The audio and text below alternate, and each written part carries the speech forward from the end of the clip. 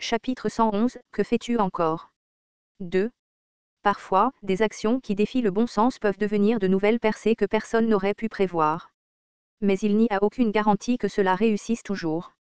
Le Seigneur débordait de confiance après son premier succès dans l'agriculture, mais les chances de réussir à nouveau n'étaient probablement pas si élevées. C'est ce que je pensais. Rationnellement, j'avais l'impression que nous devions parier et renverser la situation, mais comme j'avais déjà été brûlé par la même situation auparavant, cela me laissait un sentiment de malaise. Claude, essayant d'éviter de prendre des risques, entraîna Alfoy dans la conversation. Et si nous parions aussi sur Alfoy? Espèce de fou. Pourquoi tu paries sur moi? Non, je veux dire que nous le répartissons sur 10 ans. Si nous réussissons, nous gagnons la liberté, et même si nous échouons, ce ne sont pas 20 ans mais juste 10 ans de plus. Je suis prêt, mais qu'en penses-tu, sœur Alfoy? Tais-toi. Je ne joue plus. Eh bien, tu as repris tes esprits plus vite que je ne le pensais. C'est peut-être parce que tu es un mage. Étonnamment pondéré. Claude secoua la tête et leva la main. Je ne te suis pas cette fois. Les enjeux sont un peu trop élevés? Honnêtement, ce n'est pas que je n'y ai pas pensé, mais 20 ans, c'était un peu trop pour mes nerfs. Puis Guillain a légèrement baissé les enjeux. Alors que dirais-tu de 10 ans? Considère ça comme une offre généreuse. Non. Cette fois, je préfère mourir. Claude marmonna la dernière partie, mais il n'insista pas pour aller jusqu'au bout. Il avait pensé que c'était de la bravade, mais il avait récemment perdu un pari à cause de cet état d'esprit. Guillain claqua la langue de déception et tendit un nouveau jeu de documents. Prépare-les aussi. Soupir, arrête de me donner plus de travail. Claude se plaignit, même s'il savait que c'était inutile. Les documents étaient remplis de noms qu'il ne pouvait identifier. Au dos se trouvaient des plans pour des installations bizarres. Qu'est-ce que c'est? Qu'est-ce que tu crois que c'est? Ce sont des herbes. Contacte toutes les guildes marchandes de la région du Nord et rassemble-les toutes. Ensuite, passe les plans aux forgerons pour qu'ils commencent à les fabriquer. Qu'est-ce que tu prévois de faire avec autant d'herbes? Je te l'ai déjà dit. Je vais fabriquer un produit spécialisé. Arrête de te plaindre et prépare tout. Guillain prévoyait de créer un produit qui avait été extrêmement populaire dans sa vie antérieure. Il ne connaissait pas parfaitement la méthode de production, mais il se souvenait clairement des parties critiques. Quand il pensait à l'argent que cela rapporterait une fois terminé, les coûts de développement semblaient insignifiants. Bien sûr, si le but était simplement de gagner de l'argent, alors vendre de la nourriture et des pierres runiques, comme l'avait suggéré Claude, serait le moyen le plus simple. Cependant, même s'il pouvait vendre des pierres runiques, la nourriture devait être stockée pour l'avenir. Les nobles ne jettent même pas un œil au bien commun. Si vous vouliez leur vendre quelque chose, il fallait que ce soit un peu plus spécial que de la nourriture. Soupir, si vous fabriquez un médicament bizarre et essayez de le vendre, vous finirez par être traité de charlatan. Mais Claude, qui n'avait aucun moyen de connaître le plan de Guillain, ne pouvait que soupirer en parcourant les documents. La plupart d'entre eux étaient soit des plans pour améliorer le domaine qui avait été laissé de côté dans la stratégie précédente, soit des propositions visant à améliorer les domaines existants. Je veux m'enfuir. Mais je ne suis qu'un esclave qui ne peut pas être libre. Claude baissa la tête. En pensant au dur labeur qui l'attendait, sa vision s'assombrit. Guillain regarda Alfoy et les autres mages autour de lui et parla. Divisez-vous tous en groupes appropriés et dirigez-vous vers les zones où nous allons creuser des canaux et installer les installations d'approvisionnement en eau et de réservoirs.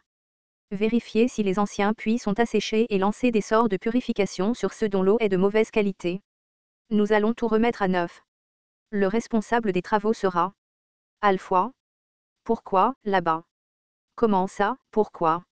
Si les ouvriers doivent faire leur travail, il faut que quelqu'un utilise la magie pour briser les rochers qui bloquent les chemins. Autant creuser le sol tant qu'on y est. Les projets de génie civil demandaient beaucoup de main-d'œuvre et prenaient beaucoup de temps à réaliser. Si les mages utilisaient leur pouvoir, ils pourraient réduire considérablement le temps nécessaire à la construction. Alfoy protesta naturellement. Nous sommes des mages. Nous ne sommes pas des ouvriers, alors pourquoi devrions-nous faire ça? Laissez les ouvriers le faire? Ils avaient déjà été obligés d'utiliser leur pouvoir pour des projets de construction à grande échelle à quelques reprises auparavant. Même à l'époque, c'était coercitif, mais au moins on essayait de faire croire qu'ils coopéraient. Maintenant, c'était de l'exploitation flagrante. En réponse à la plainte d'Alfoy, Guillain répondit avec une expression indifférente. Et alors? Tu comptais juste rester là à regarder. Tu as accepté de travailler dur pendant 10 ans. À partir de maintenant, tu participeras activement à la construction du domaine. Pas question. Je suis un grand mage. Comment un seigneur rural osait-il me donner des ordres, à moi, l'héritier de la tour? Devrais-je simplement te vendre au marché aux esclaves? Le contrat est solide, donc il n'y aurait pas de problème juridique. Les mages en tant qu'esclaves sont rares, donc les marchands d'esclaves adoreraient ça. Imaginez les rumeurs, l'héritier de la tour, travaillant comme esclave. Ah, c'est quelque chose que je ne peux pas laisser passer. Je suis désolé. Je vais travailler dur. Avant même que Guilain n'ait fini de parler, Alfoa se pencha à la taille à un angle droit parfait. Son changement d'attitude fut étonnamment rapide. Hag, attends un peu. Tu crois que je vais laisser passer ça? L'humiliation monta, lui picotant la nuque. Alfoa serra les dents, les yeux remplis de larmes. L'ancien va bientôt arriver? Une fois qu'il saura comment j'ai été traité, il ne te laissera pas t'en tirer comme ça. La branche de la tour était presque entièrement établie. Bientôt, d'autres mages arriveraient avec l'ancien qui prendrait en charge la branche. Alfoa prévoyait de demander à l'ancien d'annuler le contrat d'esclavage. Endure jusque-là? Bon sang. Une fois leur tâche assignée, Claude et les mages quittèrent la pièce, les épaules tombantes. Avant même que la porte ne se ferme, Alfoa pointa un doigt vers Claude. C'est de ta faute. Nous avons fini comme ça parce que tu as fait ce pari stupide et que tu as perdu. Pourquoi as-tu joué alors que tu ne savais pas ce que tu faisais? Dire que tu étais diplômé de ton académie était un mensonge, n'est-ce pas? Toi, tu es un accro au jeu inutile.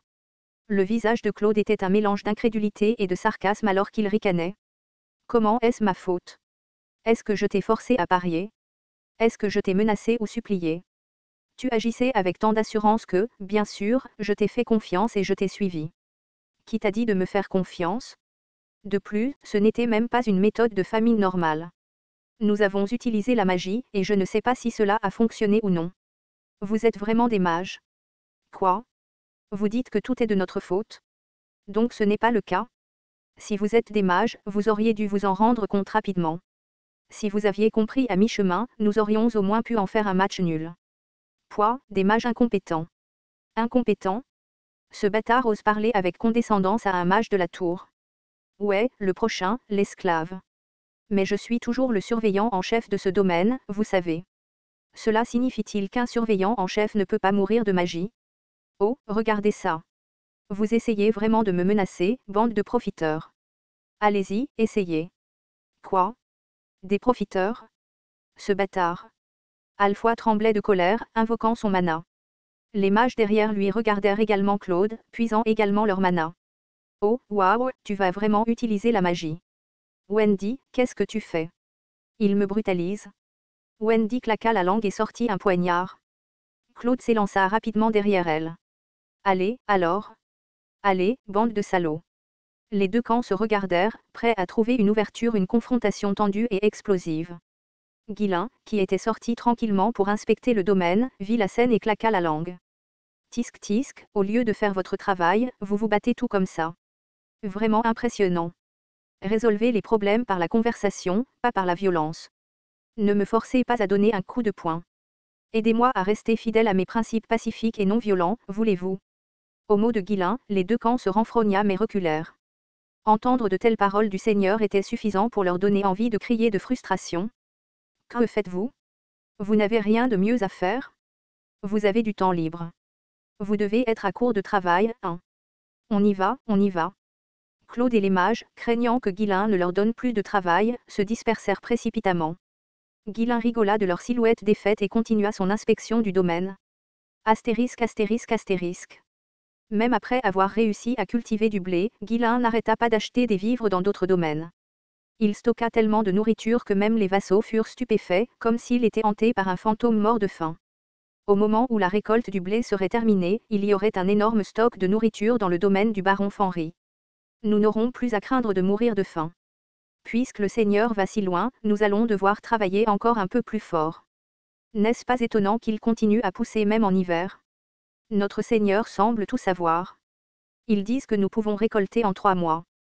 Dire que nous pouvons récolter autant 4 fois par an. Les résidents du domaine louaient Guilain tous les jours sans faute et se concentraient sur leurs tâches. Le Seigneur continuant à injecter de l'argent, les personnes à la recherche d'un emploi continuaient d'affluer vers le domaine. Le domaine était désormais plus dynamique qu'il ne l'avait jamais été. Le domaine de Fenry se développait rapidement. Grâce à la diligence des ouvriers, la branche de la tour fut également achevée rapidement. Bientôt, l'un des 5 anciens de la tour de la Flamme écarlate arriva au domaine du baron Fenry, à la tête de 20 mages. L'ancien salua Guilain avec un sourire chaleureux. Comment vas-tu? Tu as l'air radieux. Bien que l'aîné ait parlé de manière informelle lors de leur première rencontre, il était respectueux lors des occasions officielles. Comme Guilain séjournait au domaine Fenry, il était essentiel d'observer l'étiquette de base envers le seigneur du domaine. Guilain accueillit également chaleureusement l'aîné de la tour. Les mages étaient utiles non seulement pour défendre le domaine, mais aussi pour apporter un soutien important lors de projets de construction à grande échelle. Je ne m'attendais pas à ce que tu viennes en personne, ancien. Quelqu'un doit diriger la branche, n'est-ce pas? Et il y a la question de la gestion du commerce des pierres runiques. L'expression de l'aîné s'assombrit légèrement. En vérité, cette question avait suscité pas mal de discussions au sein de la tour. Aucun des anciens ne voulait y aller. Quelle que soit l'importance de superviser une branche, qui, sain d'esprit, voudrait être en poste dans un endroit aussi misérable? En fin de compte, la décision a été prise par tirage au sort, et l'aîné qui a été choisi montrait même les premiers symptômes de dépression. Remarquant son malaise, Guilain l'apaisa d'une voix douce. Est-ce vraiment nécessaire que tu fasses ça? Cet endroit est... À ce moment-là, quelqu'un l'interrompit en hurlant alors qu'il courait vers lui. Ah! Ancien! Ancien! C'est moi, Alfoy. Alfoy? L'ancien pencha la tête, confus.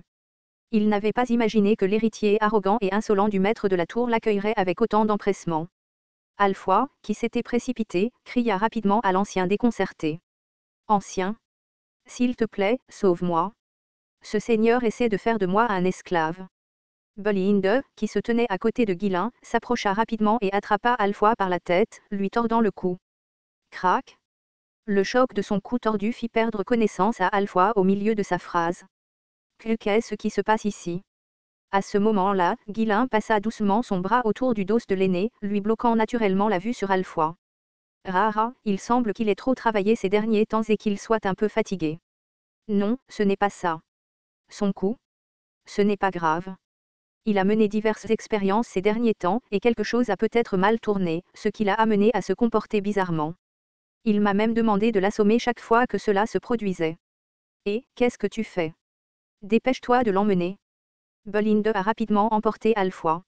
L'aîné cligna des yeux, ne comprenant pas bien la situation, tandis que Guilain se penchait et parlait doucement.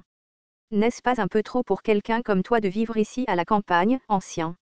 Ce domaine manque encore de beaucoup de choses. C'est vrai, mais... Pourquoi ne pas nommer Alfoy à la tête de la branche, et tu pourrais simplement venir de temps en temps pour vérifier les choses? Est-ce que ça te conviendrait? Bien sûr. Avec 20 mages maintenant ajoutés, il ne devrait pas y avoir de problème, n'est-ce pas? Avoir un mage du 5e cercle aiderait certainement à défendre le domaine. Mais c'était à peu près tout. Le niveau de connaissance de Vanessa était de toute façon bien supérieur, donc plutôt que de chouchouter un ancien qui manquait de motivation, il était préférable de faire d'Alfoy le responsable et de le travailler jusqu'à l'os. Le domaine a été un peu chaotique ces derniers temps. Dans cet état, il semble inadéquat pour t'accueillir correctement, ancien. Cela me trouble. S'il te plaît, ne t'inquiète pas et reviens simplement. Mais c'est la tour qui a décidé. Je peux parler directement au maître de la tour plus tard et tout expliquer correctement. Laissez-moi faire le reste et rentrer. Tout de suite. L'aîné sentit un frisson lui parcourir le dos. Les mots étaient polis, mais l'atmosphère semblait presque menaçante.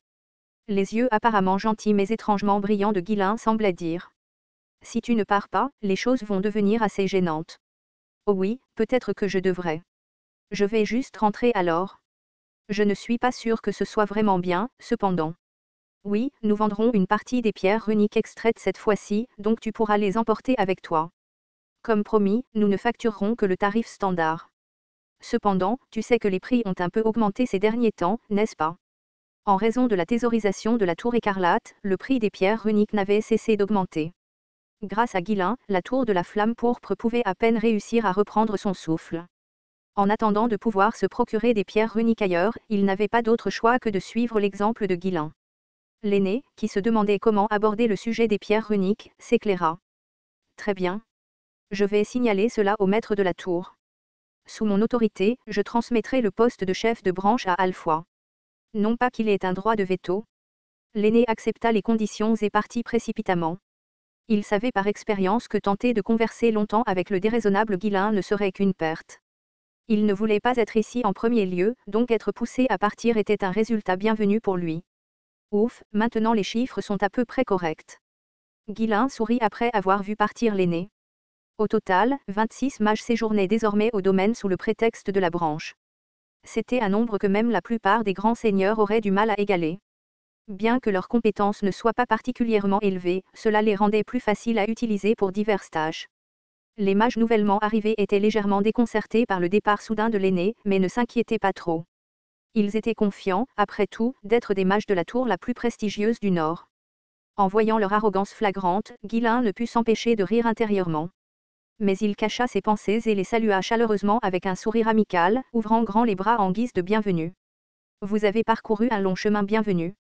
J'attends avec impatience votre aide pour soutenir le domaine. Les mages sourirent agréablement, se sentant honorés d'être accueillis si chaleureusement, même par le seigneur lui-même. Ils étaient probablement venus dans l'espoir d'une retraite paisible dans la campagne tranquille, mais Guilain avait d'autres plans. On dirait que la construction se terminera plus vite. Ces mages deviendraient une main-d'œuvre précieuse pour le domaine.